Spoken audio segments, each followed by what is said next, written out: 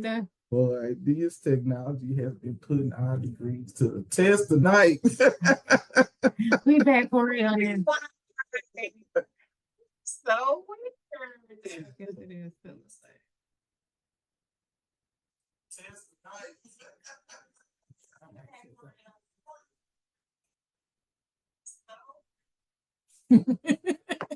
It's still a little, but it's fine. It's fine. It's all right. All right. Yeah, this is our first time in person. Next time we're gonna be all right. Like, you know, it's together. It's fine. So you guys will a couple of people asked.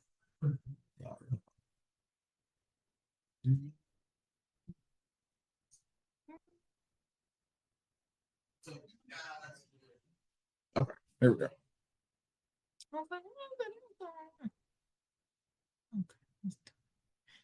For real. For real, for real. All right.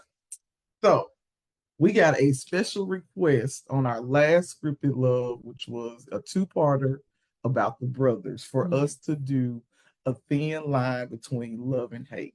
Before we do that, because we had all of the shenanigery at the beginning, let us introduce ourselves. So, good evening and happy Thursday.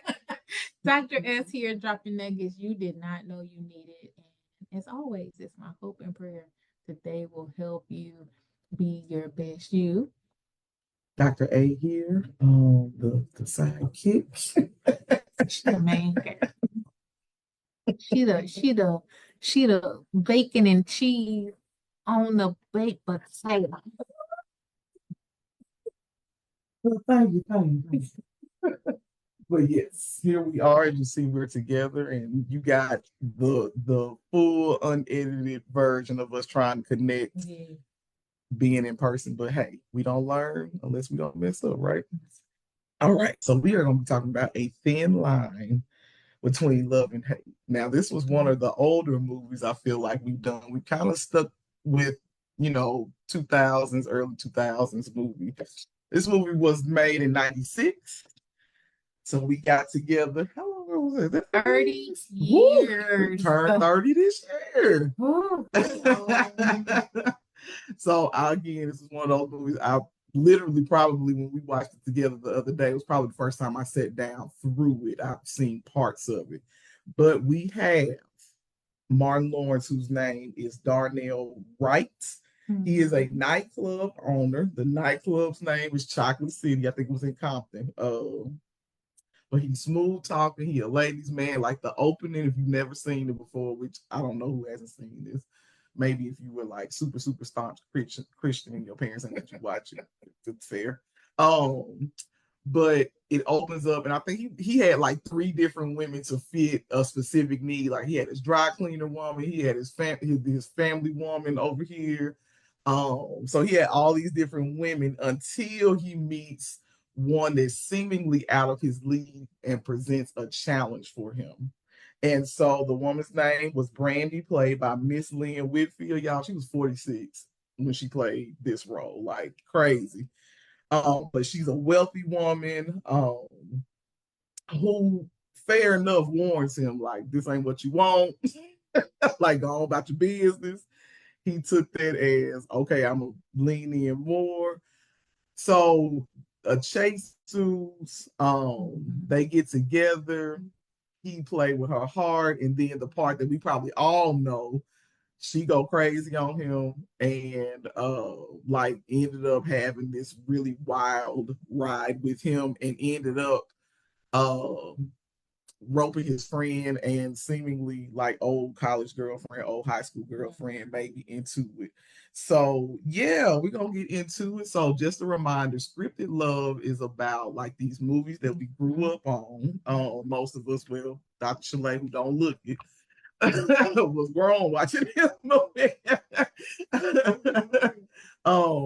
But like we grew up on, we probably learned, picked up some things about them in our love life or our relational lives.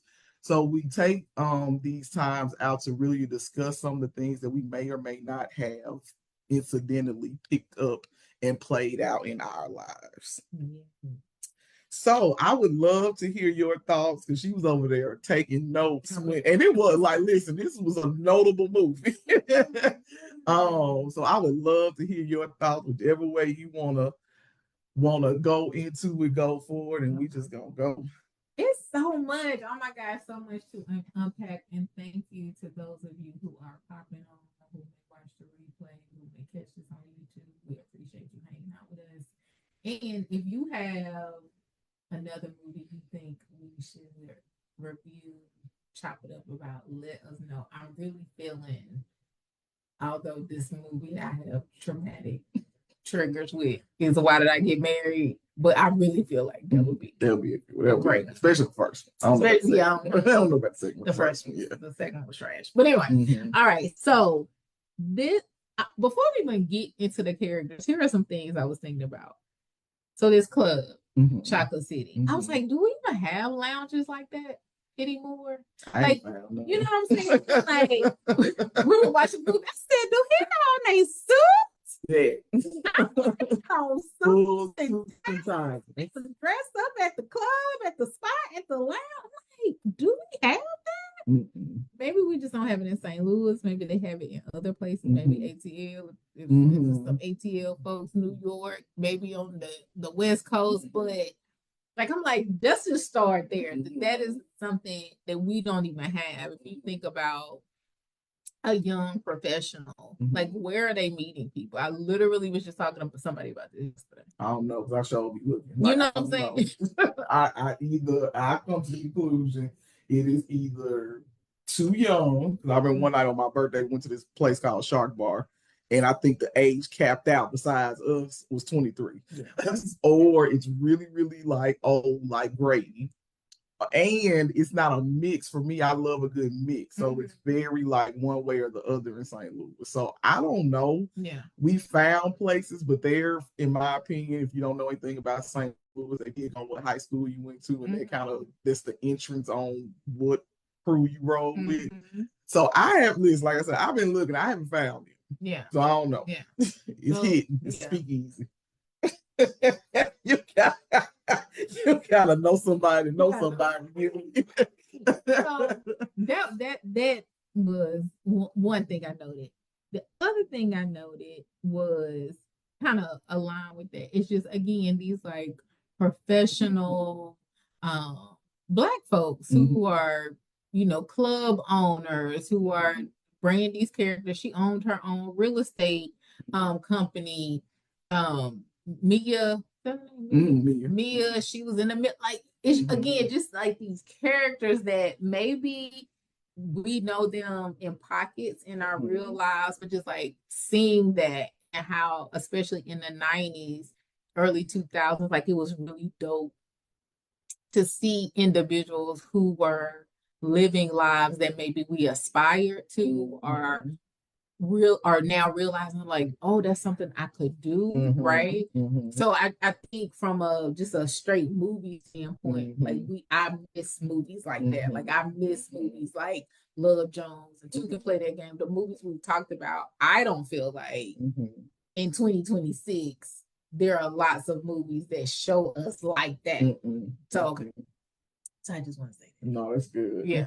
Any thoughts on that before? No, I just thought about that, like, talking about relational, but we did pick up, like, I want to be that. You know, I want to be a young Black professional in a group with other professionals. Like, you know, it's no secret, a different world calls a lot of people want to go to HBCUs. You know what I'm saying? Like, so we talk about this in the relational standpoint, but thinking about how, like, these foundational, like, movies that we grew up on. No, I can't say Love and Hip Hop is what we have. Like, I can't say that we have that show or movie that portrays us in that light anymore. No, I think you're right. Okay, so yeah, so that stood out. So the Martin Lawrence character, Darnay, like you said, the movie started with him hitting up at least 3 or 4 like his chicks, right? And just him wanting to be a Mac, he implied throughout the movie, like, I'm young. This is what I do. I don't want to, he used some language I'm not going to use on Facebook. But he was like, I ain't old enough to just settle down. Like, my intention is to sow my royal oats and to be out here in these streets doing what I do. And he was good with that. And his friend T, who was played by Bobby Brown, which sidebar, I was like, I don't remember Bobby being act like that, but he in all these movies, you know what I'm saying? Two could play that. He was anyway, but he was very much like that too. Like, get it while you can. You the man, like, And so even when Brandy did come into the picture, how Bobby Brown's character approached her versus Darnell's character, which now I'm just thinking, I'm like, I wonder if that was a setup. Like a play, like they had a thing. Yeah. I don't know. I feel like low key, and this going back to another movie, I forgot. Who was it? It was in Love Jones. I feel like if this movie kept going on, T would have became jealous of.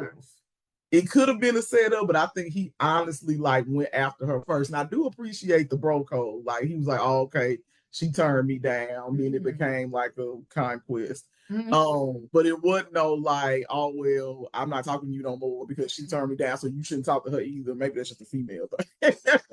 Maybe they can get over stuff quicker than we can. But no, there are times where I have seen that where it's like a setup, you talk to her first and then whatever. But no, I think he really went after her, just like he did play this like sidekick role, but he had the more look at me mentality where Martin Lawrence or Darnell was really secure in his foolishness. Like T had the shiny red car, the little Corvette.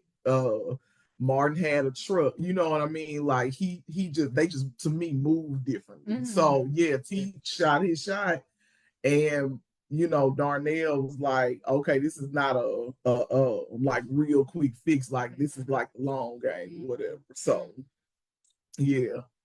So real quick. So you mentioned they had two different approaches, and there are entire conversations about this. T approached her, hey baby, and she was like, well, why you got like his? That's what I forgot about. He couldn't just be like, oh, okay, have a nice day. Now she got to be a this and a that, and you stuck up. And how many times, women, have we had these experiences where we're like, thank you, but no thank you, and now I gotta be a bee. Now I gotta like watch my back. Yes. And we've seen things like where things get physical and women are concerned about their safety because men can't take no. I'm disinterested. And it's like interesting that is still something that happens today. Like this was 30 years ago. Probably not as prevalent, but now it's like full out. Well, that's why you were okay. Okay, right. Like I wasn't there when you trying to holler at me 5 minutes ago. So yeah, that's quite wild. Again, so I take back what I just said. They don't get over things quick enough. Right. His little feelings was hurt. So yeah. Okay.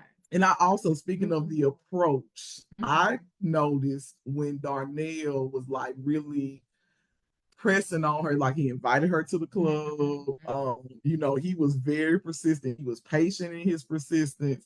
He never asked her name. I noticed that. I thought she was gonna say that, like eventually when they met face to face again. Okay. I noticed he did kept calling her Miss Lady, but he never like said, hey, what is your name? I think he got her name, like you said, stalkerish. Eventually. This nigga. Let me leave. He didn't ask her name, but he wrote down her license plate in some kind of way, figured out her name, where she worked, and showed up with some flowers. Let's pull this back. If ever men watch this, let me just let you know. One, if you approach us and we respectfully decline, respectfully receive. Go on about your day.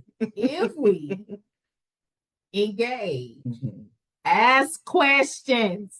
Starting with the name will be dope, right? What do you work? What do you like to do? What you know what I'm saying? Don't just pop up in my job with some flowers and then be mad when you are escorted out by security. Okay. Yes. So that I picked up on it. I was like, he never asked her name. I did not know that. And eventually, like, fast forward, this brother Love Jones showed up at the girl apartment. Like, why do y'all DM somebody? Now we got ways where you don't have to pop up on them. Right. DM somebody like Facebook, whatever. Mm-hmm. So let me back up. He invites her out to the club. She be like, no, she kind of played it off, but she shows up because I'm sure she's curious. She engages a little bit. So yeah, I thought that was interesting. That told me that she was really curious about what, because he was way different. I think we talked about, even though they never said their ages, it felt like she was older and he was younger. I wrote down the way they were talking, like Mia's character. I think he was playing like a 25, 28-ish, under 30-year-old, and she appeared to be like this established, responsible business. I'm gonna put her in her 40s, so at minimum a 10-year age gap. I would say possibly, I can see that. Theoretically, what their characters represented. So, but let's talk about this, since I just gave them a hard time. And we talk about like what we watch and how we learn, and even, possibly are still internalizing some of that. And she talks about not playing games. She's like, I'm not interested. I'm not coming to the club. And then she comes to the club. So what does that say about us when we do that kind of stuff? When we're like, I think it shows our hand where we, in my head, because when I thought I was liking somebody, I thought I was hiding it, I really wasn't. Everybody knew. So I think what it does, I think that was when you are an established, like, player, like you've done this, you done played the games, you done picked up tips, like guys like that really study women. And so when she showed up, that was his end. Like he knew, like, oh, okay, I just gotta apply a little bit more pressure. And eventually this, I'm gonna win this game of cat and mouse. And so I think it shows our hand. I think either engage with him when they talking at the get-go, or I just think that shows our hand. And I'm probably hypothesizing here. I feel like if she had not shown up, he probably wouldn't have went through the trouble to get her name and go to her office. I think her showing up was like, oh, okay, I got her. Yeah, I can see that. So it shows about us, like, we have tails as well.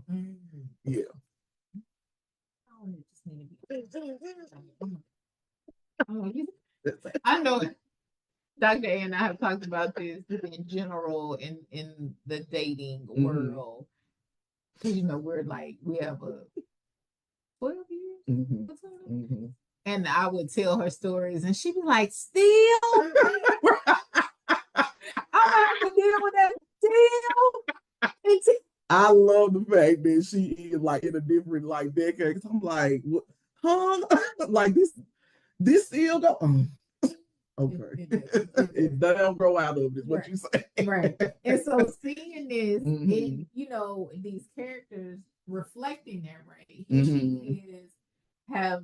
She's led life. She's, again, I keep saying professional, because this is how she's presenting herself. She is in a limo. She's been driven around in a limousine. And she has this beautiful house, up in the heat, like all of this.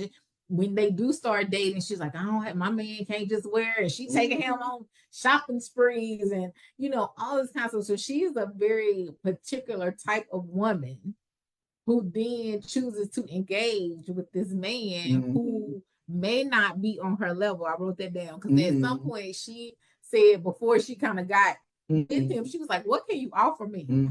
Yeah, anything that you can buy me, I can buy myself. Like, so what is it that we have in common, basically? Right. What are you bringing to the table? We love that phrase. What are Mm-hmm. you bringing to the table? So even that, so like she, in my opinion, in the movie, like you said, hypothesizing about the movie, she knew when he stepped to her that you probably are not in my league. Yeah. However, I've been single for a little while. I may be feeling a little kind of way. Let me raise an eyebrow and see where this might go. Mm-hmm. I think it was so many nuanced things in there in the way that they interacted with one another. So you had mentioned he was kind of like patient in his pursuit, which I love that phrase, by the way. Patient in his pursuit to a point. To a point, yeah. Right. So he is, they're hanging out, they're doing all of this stuff, whatever. He's, saying all the right things. And she is dropping nuggets, but she's like, I ain't trying to be hurt. I've been in a bad relationship. She's saying all this stuff that if he was listening with his ears, instead of trying to match, he would have been like, you know what? Either she is not the one for me, or she is not the one for me. I mean, because he knew. Yeah. He knew he was just trying to. Yeah. It was a conquest to him. It was an ego. Like I wrote down it a couple times. Like this was an ego drop. Like a lot of his interactions, except Mia. Because Mia didn't fall like putty. She was like, I see how you are with other women. I don't want to do that with you. So I think a lot of it is an ego, like I see it. It's the age old tale they say about men being hunters. I see it.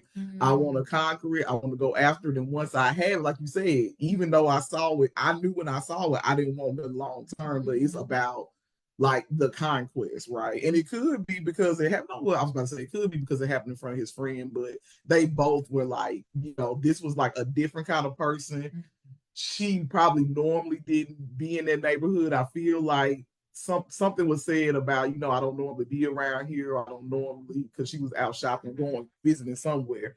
And I feel like somebody said, I haven't seen you around here before or something like that. So like you said, in a limo, like dressed to the nines, all of that was just the different type of woman than they have seen around their parts of LA. So yeah.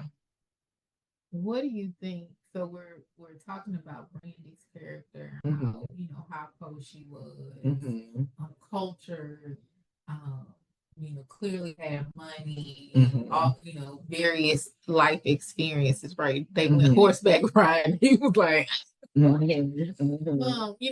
kind of things. But then to contrast that, you have Mia, like you said, the kind of high school.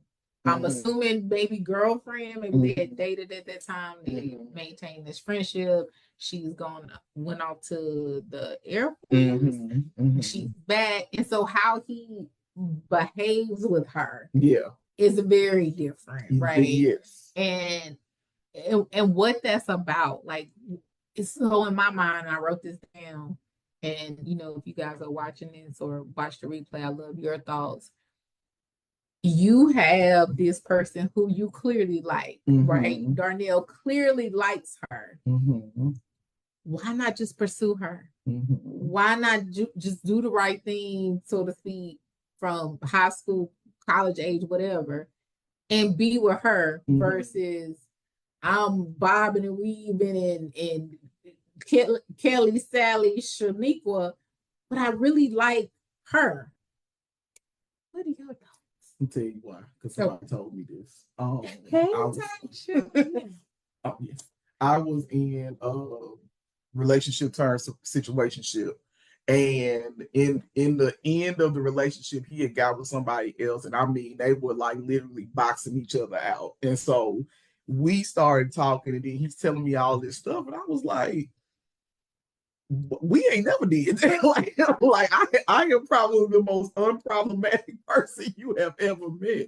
And he said it and it clicked. He was like, because trauma is addicting. The toxic behavior is what I'm used to. Peace, or what I call peace. I think he called me bored. I ain't care. Mhm. But peace when it's unfamiliar, like and when my nervous system, we talk about that a lot, when my nervous system is used to trauma and I have not been like aided into unlearning that trauma is bad for me, Mhm. that's what I'm gonna draw to. Mhm. So he was like Mia was the healthy person, but he was chasing excitement.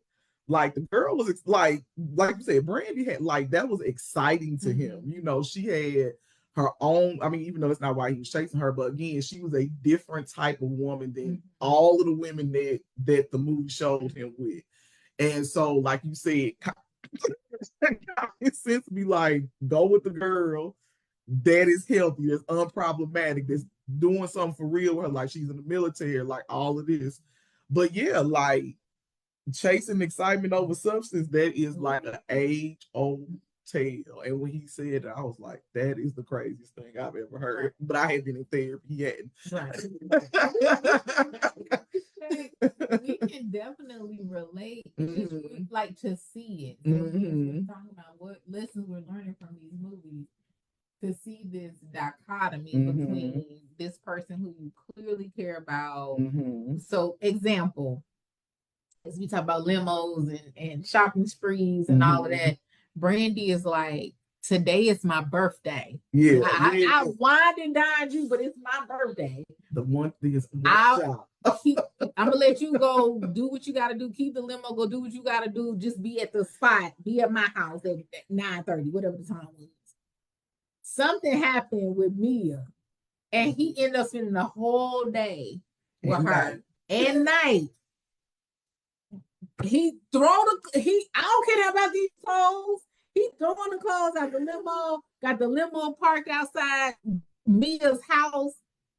Brandy is at the house like this. Oh my.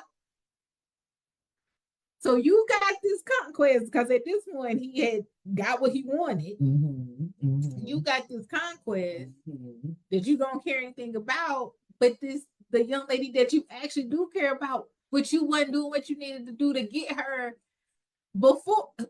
I just want to say, excuse me, we gotta go back to the conquest. I just want to say how it didn't matter that it was a limo with this own drive.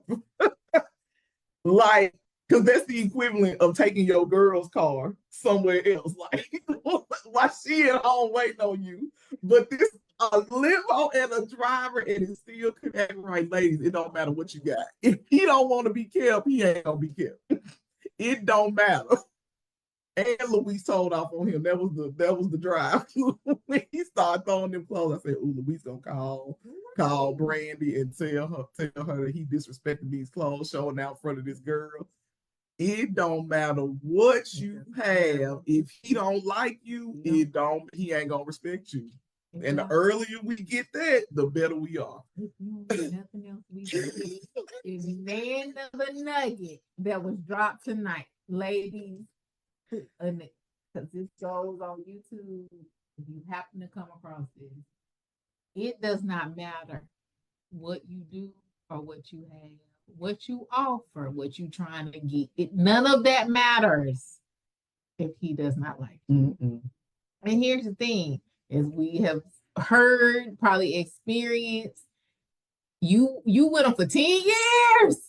I got him 3 babies. I done bought the house, the car, and he will dump you and marry somebody in 3 months. Yes. Because he don't like you. He don't like you. And it's hard. It's a hard, I know. Yeah. I know. It's a hard truth. But it is a truth. And there are signs. Like, there are signs. And so, speaking of signs, this was when they was getting intimate. This is what I've been saying. I can't be having conversations when y'all horizontal, because we just don't be thinking. This girl literally told this man, I killed my ex-husband because he was X, Y, and Z. That didn't tell him to, you know what? I probably should start. He paused. But he did not say, you know what? That's well, what actually, let's back up. Let's back up for a moment. Because she's saying, you know, basically she said I have issues, I have trauma, Mhm. I have unhealed hurt, Mhm. I need to be in somebody's therapy. She's saying all this stuff, not these words. Mhm. We saying in 2026 Mhm. words, this 1996. She's saying this stuff. He's like, oh, sorry, I Mhm. got you. Mhm. She said, I can't be with somebody that don't love me. That don't fool me. She said it. She's like, don't. And he said the whole movie to this one, I ain't telling no girl I love her. I ain't telling no girl I love her. He come over. Mhm. Oh, actually, then back up a little bit more because we talking about being patient to a point. Like, Mhm. this Mhm. moment is so good. Mhm. We need to make every teenage person watch this movie. Listen. Okay, so he patient to a point. She comes, something happens. She comes to the club. He like, He played her. he like, what you want? Yeah, he what played. I done already told you. You ain't trying to be with me like that, meaning intimate. You ain't trying to be with me like that, ladies. Don't let nobody pressure you. And tell you more than once that they don't want to be with you. Right. You ain't trying to be with me like that. You playing games. I ain't Switch up. Switch up. So he got her. Well, she chooses because nobody can make you do anything. Mm-hmm. She chooses to internalize his foolishness, and then she pages him because this is an old movie, so they paging people. She pages him. He like, I got it now. You said showing her hand. He comes. He like, what's up? She like, well, you know, and da da da, and he hissing on her, loving on her, all this stuff. And she said, do you want to be with me? Yeah. Yeah. Do you love me? This man again should have said, you know what? I'm a man up. I'm not there yet. I might not ever be there. He said it. He looked this woman in her face, leaned in, and said, and then started kissing. And to her credit, she gave him one more chance. She wanted what she wanted. Yeah. So then they're hard having these horizontal conversations, and she still like, before we follow through, let me tell you that I don't know what you can say on Facebook, but my ex-husband is alive because he was abusive. Right? Darnell pauses, but he don't get up. At this moment, it's your fault, sir. I'm sorry. What's the videos and memes now? It was at this moment. It was at this moment that Darnell gave 0 L's. Yeah. Because what you're not gonna do is tell me at any point in the relationship that you have unalived someone. Somebody. Anybody. It can be your dog. Oh, okay. I got to go. Oh, man. He called his boy from her house on her cell phone. Well, not cell phone. Her house phone. The landline. Yeah, man. I did. He was done. He was done. So the next day when she whining, dying, buying, he don't care. Because he got the one thing that he wanted. And then she made a choice to say, I tried to tell you. But you don't believe fat meat grease. You don't believe. You don't believe. Ladies, this what they mean. If nobody ever told you, this what they mean when they say that is your greatest treasure. This what they mean when they say that. Because either this gonna show whether a person is for real or whether a person is not. Yeah. So she said, come be I got one request of you. Like you said, done took this man shopping and spent I don't know how much money on his. I like my men to dress a certain way. He was buying clothes out the back of a van before he met her. Like, upgrade this dude. She was like, I'll buy you a club. Like, cause she wanted to. She was in love. Like he got her, so she was like, I want to spend all out. time together. He was like, I kind of still want to be, I got a club. I'll buy you a club. Like, she was in. She was all in. She had one request. Come to my birthday. Go do what you want. But come see me for my birthday. Mm-hmm. Can we just say this real quick? This movie, I think I'm about to put this movie. This is about to be a required movie. I don't know who I'm requiring to watch it, but everybody can watch it. Everybody need to watch it. Because this is the other thing too, right? So you have this moment of intimacy, and the responses to that moment of intimacy are absolutely polar opposites. His was, bam, I got what I wanted, I'm out. Hers was, I'm in it forever. What do you need? What you need? I'm in. I'm here. First it was like, you can't buy me nothing I can't buy myself. Now it's like, I got whatever you need. I got whatever you need. Okay. So because it then flips, right? He at Mia's house. He don't show up for the birthday. What you don't want to do, this is anybody, is piss off a person who has means. Told you, Louise told you. In ways. She burned the club down. She took the tires off his truck. It was some more stuff. She faked the accident, blamed him, got him and I'm not saying I have never keyed a car. I have never slashed. I'm not promoting, condoning any of that type of behavior. What I'm saying though is natural and logical consequences are a real thing. So you look this woman who told you, I'm serious about this. This is not something I take like you. You looked her in her face, said, "I love you." Had some intimacy with her, let her spend her money on you, and then you gave her your budget and expected her to just roll. She done told you.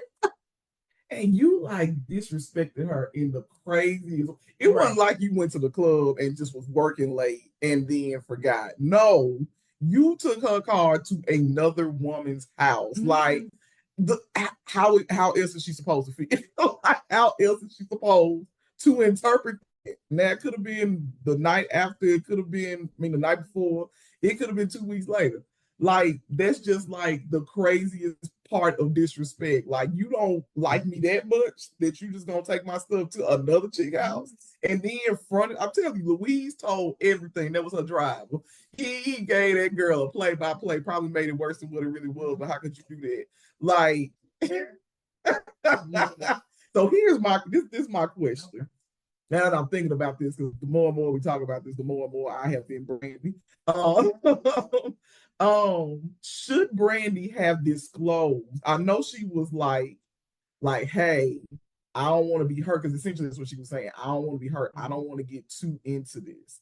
But should she have, like, what were some other ways in your opinion, or was there another way to not have? Because I feel like we as women and sometimes men shoot ourselves in the foot when we talk about past relationships, because a person who don't care nothing about you can turn into a chameleon. Oh, okay, let me turn into everything. Let me turn into the opposite of what you've experienced again until the goal is met. So, like, what is a way that, because you tell me this all the time now, Dr. Sha-Lai has schooled me on dating. It took, how long we been friends? Like 4 years. It took me 4 years to get it. But she just be like, just have a conversation with him. Just like, it don't have to be serious. Y'all don't have to get married tomorrow. Just like, can you eat dinner with this person, right? Like, you don't have to tell them, you don't have to tell them all of the X, Y, and Z. You know what I'm saying? Like, they ain't got to know that because they don't know you. Like, so what are ways, I guess this is kind of like this goes on both ends, but what are ways, or what are ways we can recognize, like, okay, this man might be the person for me, and I feel myself getting close to this person. How do I, without showing too much in my hand do I say, hey, listen, I'm serious about this? Or maybe I should just walk away. I don't know. You know what I'm asking. Yeah, I think I do. And I would love to hear people's thoughts who are popping on if you were catching the questions. I should have written it down. So the first question was, how do I like without showing too much, without exposing too much, without saying too much, to be like firmly, assertively be like, I want to take this slow. I want to see where this go. You know what I'm saying? Without going into without giving like a whole window into my past life that can be used against me, basically. Okay. So one thing I always say, now I said this to Dr. A directly, I said it in a singles group that I posted, is you have to know what you want first, right? So even before I have this conversation with this person, if I know what I want and I'm not seeing it, then it's a moot point, right? Like if I know I want, you to be 7-Eleven in green, and you step to me and you 4-1 in purple, like there doesn't need to be a conversation about my past life or what I'm looking for, because we're all. It's not necessary. It's not probably not gonna go nowhere anyway. Right. So that's the first thing. Like, know what you want. And then if you do meet a person who embodies some of the things that you think you might be interested in, I believe in low pressure, right? Like just get to know one another. Because as you said, and as if Marissa ever watches this, she said we've heard her say, like, somebody's going to show you their representative at first, right? So, and you're showing them your representative. So we're just being casual. We're just having conversations. We're just asking questions and being observant. And here's the thing. This is the thing that I think, and I can say for me and possibly, other men and women, is we choose to ignore. And I say choose because we see it. We choose to ignore certain things. And I am a proponent of see it all. Yeah. See it and then be like, legitimately, is this something I want to deal with? And so when you get past all this, I done seen all the stuff. I done seen the red flags, the pink flags, the yellow flags, the green flag, and I still want to keep going. Then is probably when you'll be like, okay, so let me tell you. My last spouse, or I was really hurt in this former relationship, or whatever. Like if you, this is the type of person you would want to be with, y'all had these conversations, you have done this with your eyes wide open, and you feel like, okay, I want to keep going. And then if you choose to disclose whatever you are comfortable disclosing, then you hope for this. Yeah. And as you were talking, like seeing with your eyes wide open, I tell my cousin this all the time, like, pay attention to what's actually happening, not like what's happening in your mind or what you want to happen in your mind. Like, literally, what happened play by play. Look at that versus what you want to happen, versus what you wished happened, versus what you didn't want to happen and actually did. Like, because those are the ways that you can really like focus in and take off the rose-colored glasses. And I think that's very good advice. Like, know what you want. Like, walk in like with the expectation of this is just a conversation. Like she was talking about me, and it's true. When she was getting herself ready, like this is just fun. Like she said, all of this is fun, a good time. Went down there and confessed a love for somebody out there too.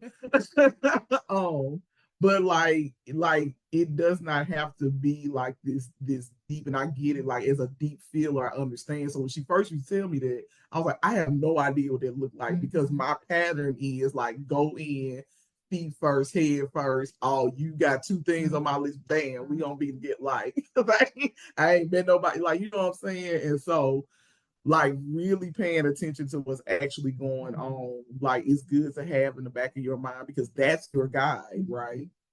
So thank you, because I was just really like, I ain't unalive nobody, but I get it. Like I ain't never keep nobody car either. Like that never got that serious for me, but like I have placed myself in situations where I didn't, I said maybe the exact same words, like this has been hard for me and I want to do this and blah, blah, blah. And now I'm realizing that was too much information at the time, where it could have been like, hey, let's just chill and I don't even like telling people what I'm looking for in a guy no more, because if you naturally happen, like I don't want nobody telling people they before, like, because I've also been the chameleon. So like I just want us to vibe out and see what naturally transpires versus us having this list in the back of our head about what each other wants. Right. Yeah, that's so good. I think as we're wrapping up, people are probably have questions and thoughts, or I think one of the biggest takeaways in this movie is we talk about, especially the movie 30 years old. Like, I know she Dr. A said this about Two Can Play that game. She's like, this is hate.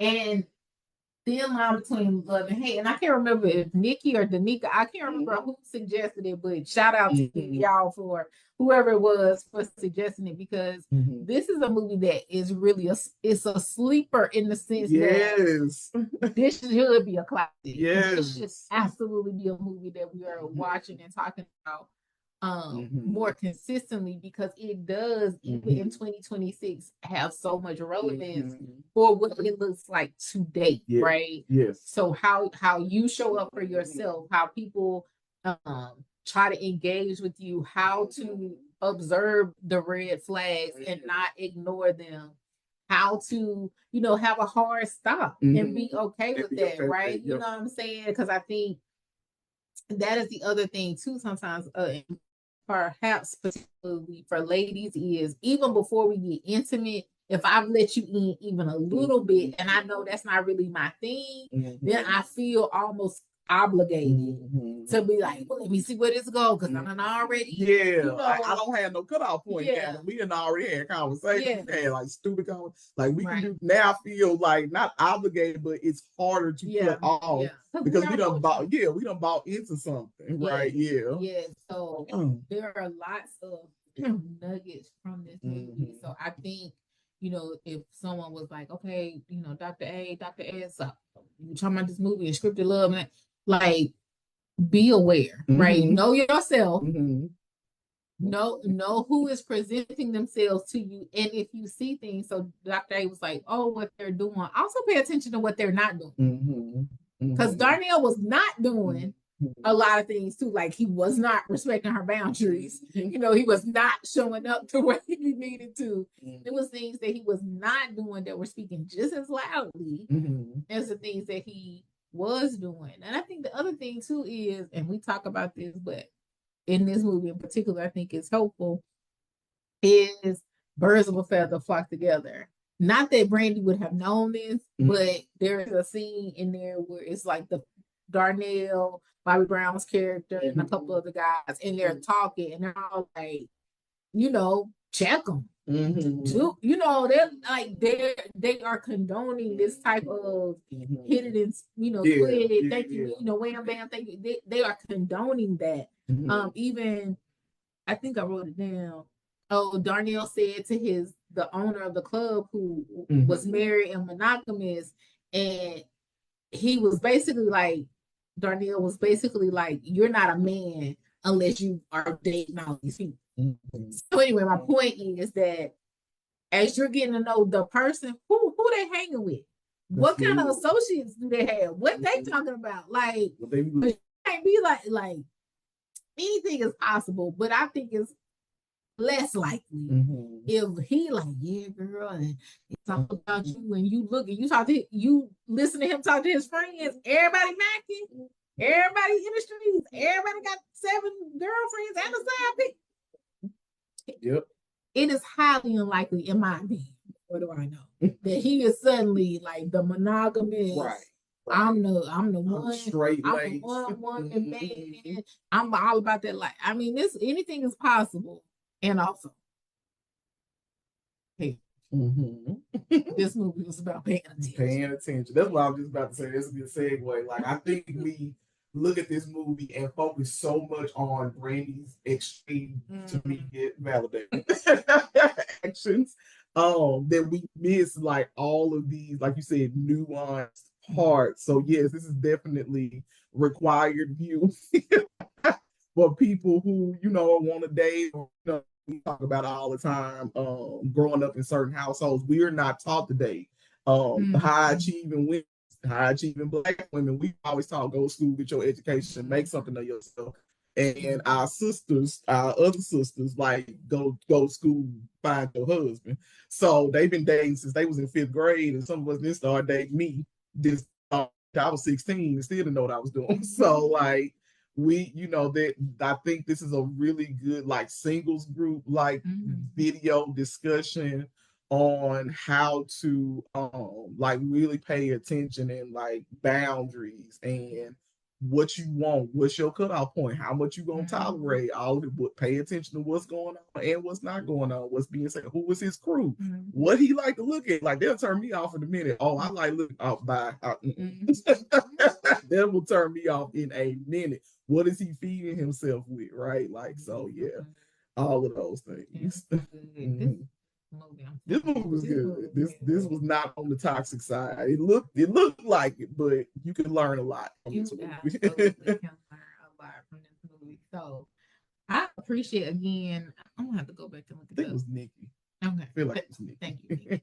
Thank you for suggesting this movie because it was really good. And we could probably write like a little something up on this because like you said, for a singles group or something, just things to be mindful of for men and women to be thinking about. So I think maybe next month, depending on the schedule, we might try to squeeze in. Okay. Oh wait, might you be moving the groove?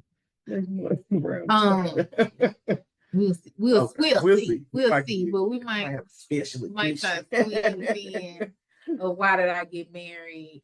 And we still have Best Man on the list for sure. And if there are other movies, in particular, kind of the classic Black rom-com movies that you think we should talk about that we haven't, because we have talked about several. So if you missed those, be sure to check out YouTube. And we actually have like another possible idea for some conversation. So yeah. Anyway. And some of those movies we were looking at, these were more male centered. Our first season was female centered. So if you know of a movie that we have not discussed, so like we said, we did Best Man, we did The Brothers. I forgot the other. We haven't done Best Man. Oh, we're going to do Best Man. Sorry. The Wood. Yeah. So that centers the male in the story. Yes. Let us know. Yes, please do. You got anything coming up? Chit chat about it? No. No. Okay. Yeah, I don't have anything on the calendar either, but just generally speaking, on the second Thursdays is word of mouth. If you're a part of SWAG, the support, worship, and accountability group, then that's every other month on like the third Thursday. Then we do Scripted Love on the 4th Thursday of the month. I think that's it. I'm gonna say she has the photographer has like some headshots. Some, Mother's Day is right around the corner. Father's Day is right with graduation. So see that showing me. So if you need photos, hit her up. Lots of things are happening. We're having babies. Like, there's all kind of reasons why we can hit you up. Yes. So anyway, we appreciate you hanging out with us. And again, if you were live, thank you. If you watched the replay, thank you. If you catch it on YouTube, thank you. And we will see you next time. Love you guys. Be blessed. Dr. S. And we are